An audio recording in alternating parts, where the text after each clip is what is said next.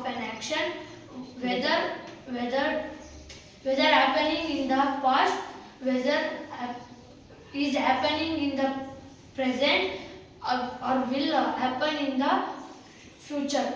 Types of tenses. We have three types of tenses: present tense, past tense, future tense.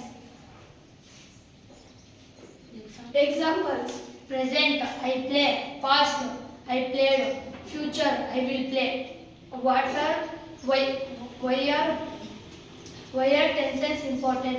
Tenses help us speak and write correctly. To